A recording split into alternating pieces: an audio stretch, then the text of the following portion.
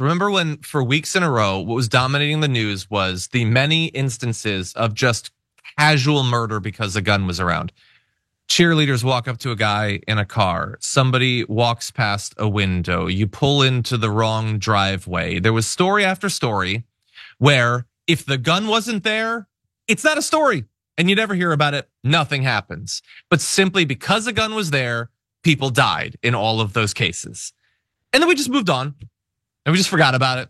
And nobody talks about it anymore. And we're right back to a country where we have scattered around literally hundreds of millions of opportunities for people to needlessly die.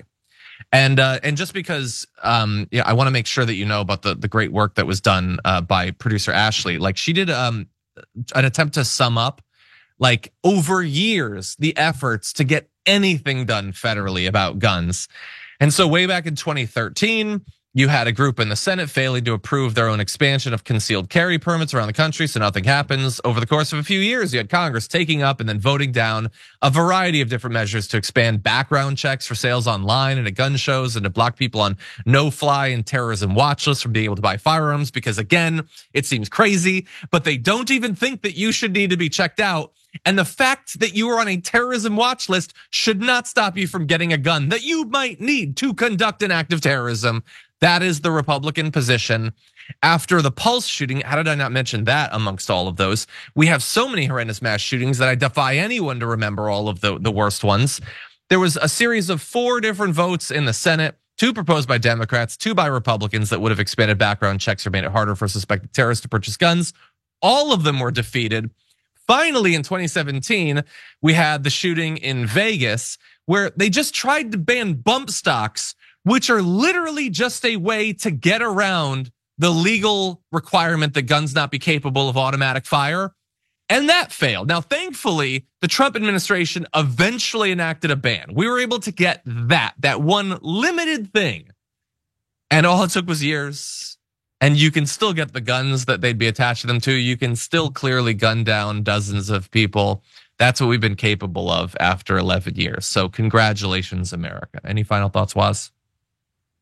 Yeah, I just honestly think about the psychic effect on young Americans growing up in this age of gun violence where, where our parents before us were kneeling down under their desks because the evil commies were going to drop nukes on us.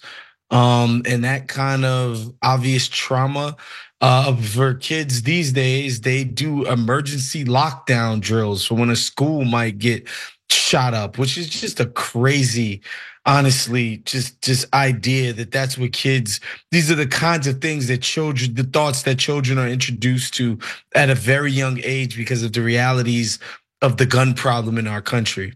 Yeah. And meanwhile, we get is the same exact diversions.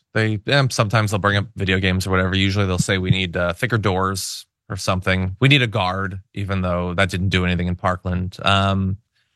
We need teachers to have guns, even though that hasn't saved lives. We need to just come up. They're not only are they not passing reform, they're not even occasionally switching up the BS arguments that they don't even believe to stop reform from happening. And every single one of them calls themselves pro-life. Every one of them is a devoted Christian and doesn't care at all that kids' heads are being blown apart by weapons that you can easily buy in person, online, and you can probably get around even having to have a background check.